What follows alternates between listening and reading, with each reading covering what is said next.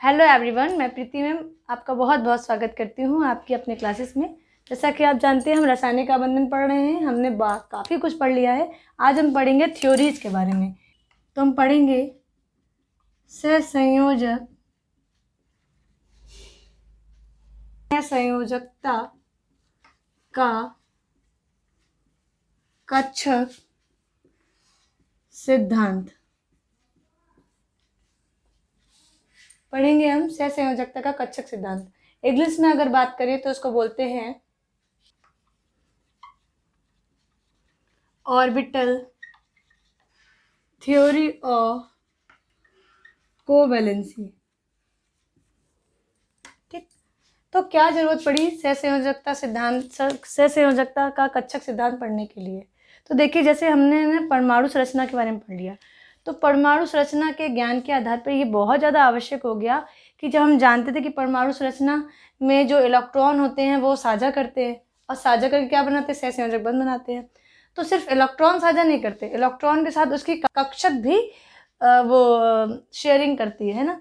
तो उस ऑर्बिटल्स के लिए, यानी कि जो कक्षक, यानी कि जैसे हम वैसे बात कर रहे थे कि हमने इलेक्ट्रॉन बोला 1s1, इसने शेयरिंग की है ना, यही तो पढ़ते थे अभी तक कि ये क्या करता था, ये किसी के पास चला जाता था, किसी के पास से आ जाता था, यही तो पढ़ते थे।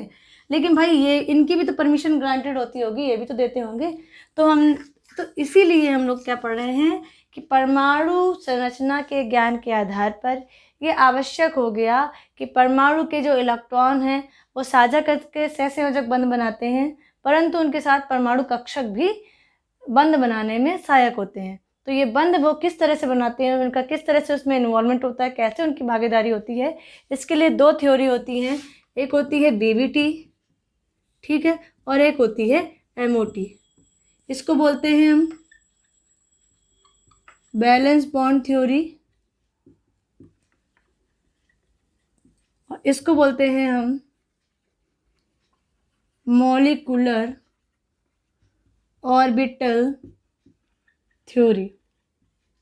ठीक, परमाणु कक्षक सिद्धांत, ठीक है, ये दोनों है और इसको हम धीरे धीरे पढ़ेंगे। ठीक है, तो चलिए पहले स्टार्ट करते हैं हम बीबीटी के बारे में, यानी बैलेंस बॉन्ड थ्योरी के बारे में। चलिए स्टार्ट हो जाइए। ये बहुत डिटेल में पढ़ेंगे ताकि आपको आज के बाद इसकी ज़रूरत ही ना पड़े पढ़ने की। ठीक, चलिए बीबीटी पढ़ते हैं। बीबीटी पहली थ्योरी है हमारी बीबीटी, और इसको बोलते हैं हम वैलेंस बॉन्ड थ्योरी। हिंदी में बोलेंगे संयोजकता बंध सिद्धांत, जिसके अंतर्गत हम ये पढ़ेंगे कि बंध किस प्रकार से बनते हैं। भाई हम तो ये पढ़ते थे ना कि शेयरिंग होती है, बंध बन जाते हैं।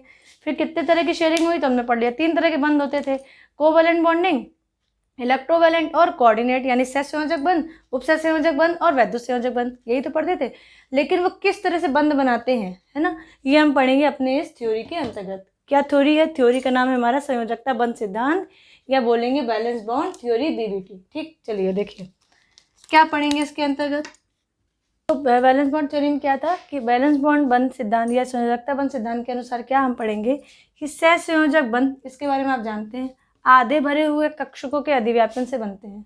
ठीक, पहली बात, यानी कि अगर सहसंयोजक बंध बनाते हैं तो सहसंयोजक बंध कब बनेगा, यानी शेयरिंग कब होगी? जब कक्षक कैसे हो? आधे भरे हुए हो।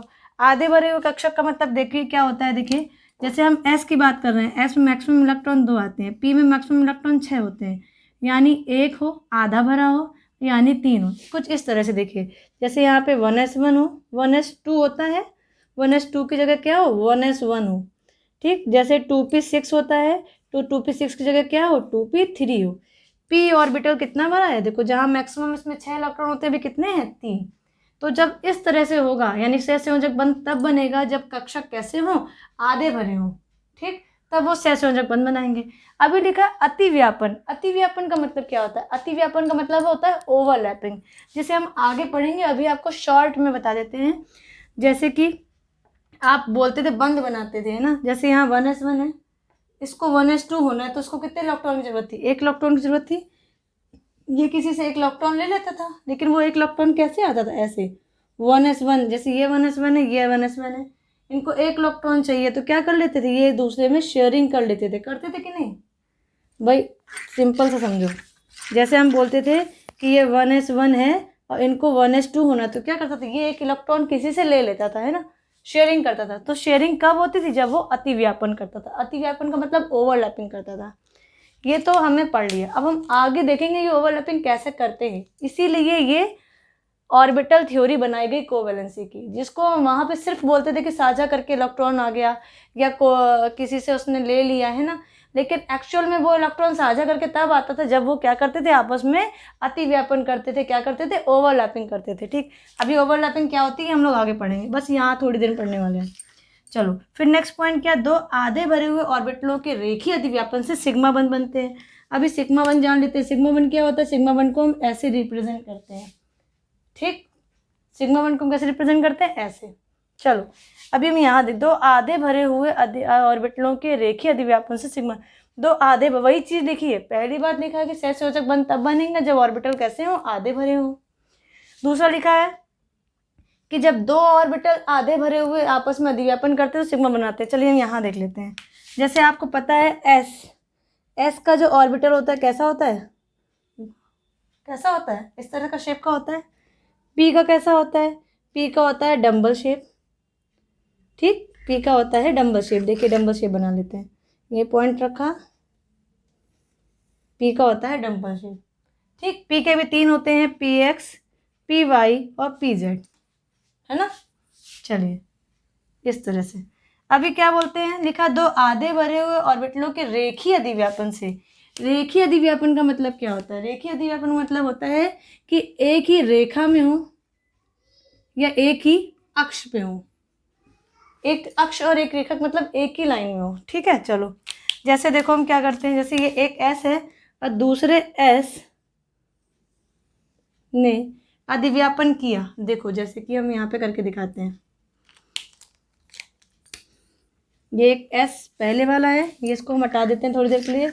जैसे एक ये 1s1 था और एक ये 1s1 था, दोनों ने आपस में अधिव्यापन किया। देखो ये रहा पहले वाला, अधिव्यापन का मतलब एक के ऊपर एक, देखो, और दूसरा ये अधिव्यापन हो गया, ये वाला।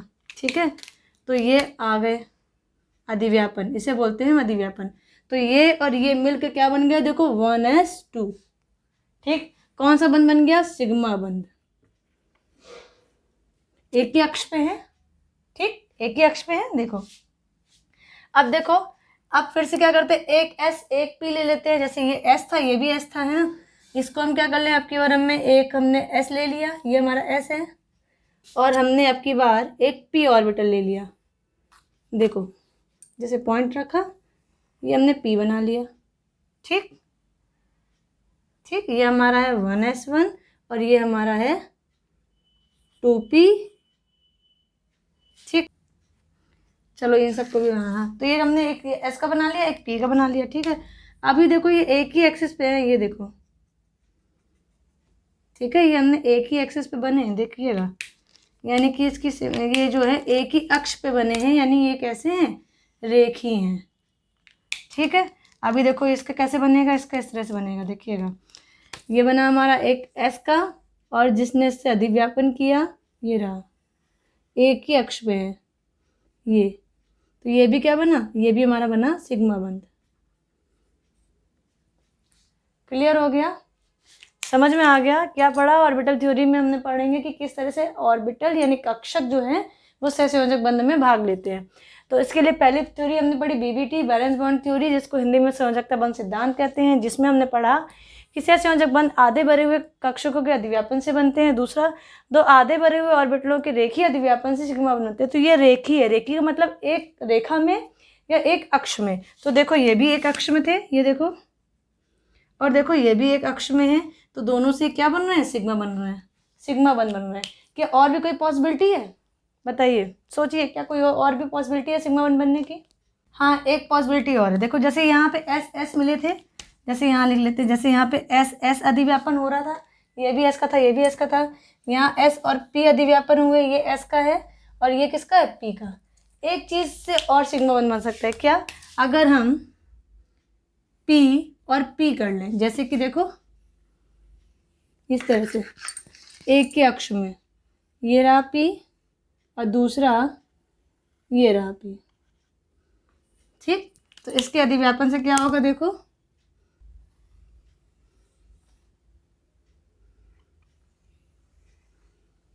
ये देखो, देखा। तो इससे भी क्या बनना, इससे हमारा बन गया सिग्मा वन। क्लियर हो गया, देखिएगा, देखो साफ है, ये देखो ये भी क्या है, देखो एक एक्सिस में, एक अक्ष में। ये तो हमने पढ़ लिया कि सिग्मा बॉन्ड किस तरह से बनते हैं। अब पढ़ते हैं पाई बॉन्ड कैसे बनते हैं, यानी कि इसके 2 पॉइंट और पढ़ लेते हैं, आपकी ये थ्योरी कंप्लीट हो जाएगी।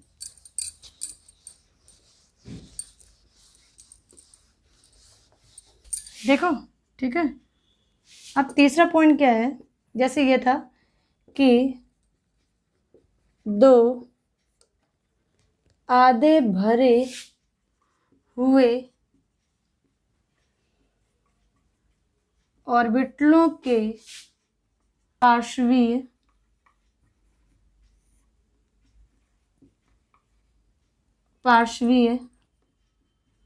अतिव्यापन से पाई को हम इस प्रकार से रिप्रेजेंट करते हैं, पाई बंद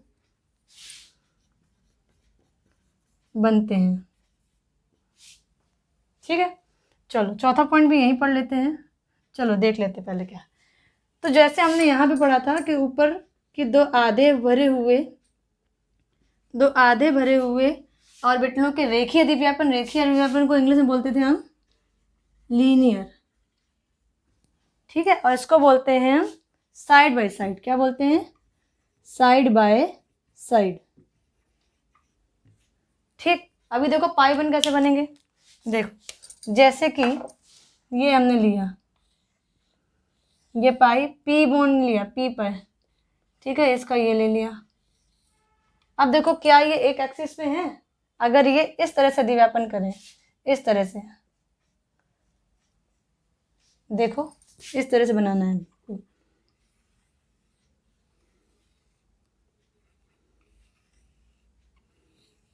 देखो, ठीक। अब ये यहाँ पे इसकी एक्सिस से अधिव्यापन कहाँ कर रहे हैं, यहाँ कर रहे हैं। तो इस तरह का जब अधिव्यापन करेंगे, इस तरह की जब ओवरलैपिंग करेंगे, इसी को अतिव्यापन या ओवरलैपिंग कहते हैं। जैसे ये P और P कर रहे हैं, पहले क्या था, पहले वाले में यहाँ पढ़ते थे हम, जब वो एक ही एक्सिस में होते थे, है ना, इस तरह से मान लो, इस तरह से कि अतिव्यापन भी उसी में करते थे, जैसे यहाँ पे ये वाला ऐसे इस तरह से करे ये, तो एक्सिस भी सेम होती थी। ये भी यहाँ पे क्या है, यहाँ पे एक्सिस अलग है, इसकी एक्सिस ये है, इसकी भी एक्सिस ये है, लेकिन ये कैसे अतिव्यापन कर रहे हैं, साइड बाय साइड, है ना। तो साइड बाय साइड को क्या बोलते हैं, पार्श्वीय अतिव्यापन। और पार्श्वीय अतिव्यापन से क्या बनते हैं, पाई वन बनते हैं। तो क्या बन गया यहाँ पे, यहाँ P पाई वन बन गया,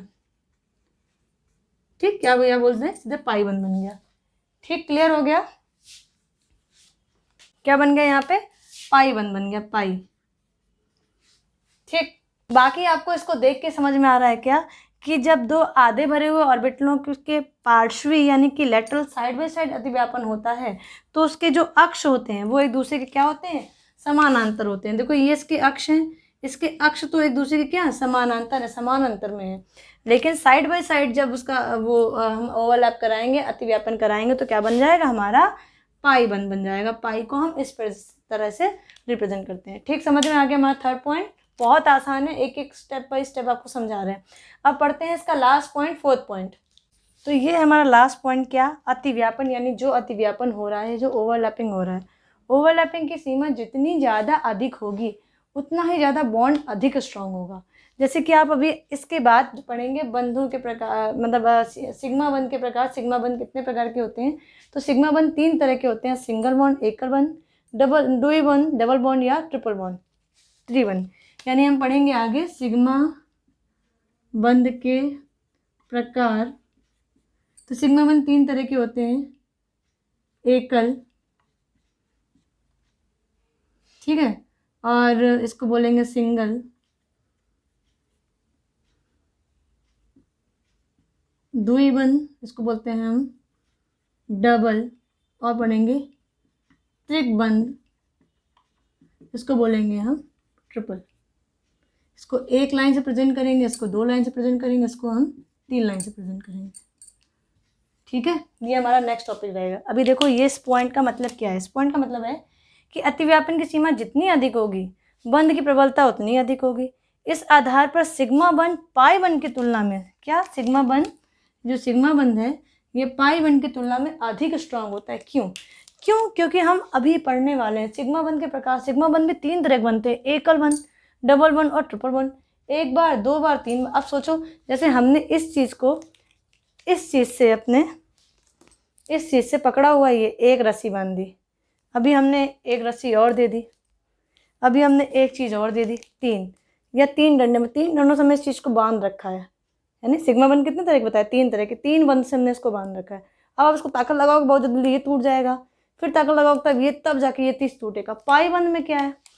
पाई बंध जो होते हैं वो कैसे होते हैं? वीक होते हैं, क्योंकि इसमें इतना ज़्यादा ओवरलैपिंग नहीं होता है। ठीक, तो इसीलिए पॉइंट लिखा है क्या कि अतिव्यापन जितना ज़्यादा अधिक होगा उतना ही ज़्यादा बॉन्ड स्ट्रांग बनेगा। ठीक है, तो आई होप आपको आज समझ में आया होगा, और हम लोग नेक्स्ट वीडियो में पढ़ेंगे अपने सिग्मा बंध के प्रकार। ठीक है, तो चलिए तब तक आप इसको रिवाइज करके रखिएगा। एक रिवीजन आपको मैं करा देती हूँ, क्या कि सहसंयोजक बंध तब बनेंगे जब वो कैसे हों? हाफ फिल्ड हों, आधे भरे हों, तब वो अधिव्यापन करेंगे। अब लिखा 2 आधे भरे हुए जो ऑर्बिटल होते हैं वो आपस में अतिव्यापन करते हैं। रेखीय अगर अतिव्यापन करेंगे तो सिग्मा बंध बनाएंगे, और अगर पार्श्वी अतिव्यापन करेंगे साइड से, देखो अगर रेखी करेंगे इस तरह से तो सिग्मा बंध बनाएंगे। ठीक, और अगर पार्श्वी करेंगे कैसे? इस तरह से साइड से, तो क्या बना देंगे? पाई बंध बना देंगे। ठीक, और अतिव्यापन जितना अधिक करेंगे उतना अधिक बंध हमारा स्ट्रांग होगा, उतना ही हमारा बंध को तोड़ना मुश्किल होगा, और इस बेस पे सिग्मा बंध जो होते हैं वो ज़्यादा स्ट्रांग होते हैं पाई बंध की तुलना में। ठीक, समझ में आ गया? फिर देख लो कि सहसंयोजक बंध तब बनेंगे जब कक्षक कैसे हों? आधे भरे हों, यानी कि कक्षक कैसे भरे हों? आधे भरे हुए हों, तब वो अतिव्यापन करेंगे, तब वो ओवरलैपिंग करेंगे। भाई उन्हें जरूरत होगी तभी तो करेंगे। ठीक, दूसरी बात है कि 2 आधे भरे हुए ऑर्बिटल अगर रेखी यानी एक कक्षा में अतिव्यापन करेंगे इस तरह से, जिनके कक्ष या रेखी होंगे, है ना, तो वो सिग्मा बंध बनाएंगे। और साइड से करेंगे, पार्श्वी अतिव्यापन करेंगे, साइड से, इधर से, है ना, तो क्या बनेगा? हमारा पाई बंध बनेगा। अब 4th पॉइंट है, अतिव्यापन जितना ज़्यादा अधिक होगा उतना ही ज़्यादा बंध हमारा स्ट्रांग बनेगा, जिसकी तुलना अगर हम करें सिग्मा बंध की पाई बंध से, तो सिग्मा बंध हमारा ज़्यादा स्ट्रांग होंगे पाई बंध की तुलना में। ठीक, आई होप आपको समझ में आया होगा। नेक्स्ट वीडियो में हम पढ़ेंगे अपने सिग्मा बंध के प्रकार और भी बहुत कुछ। ठीक है, तब तक पढ़िए और खुश रहिए।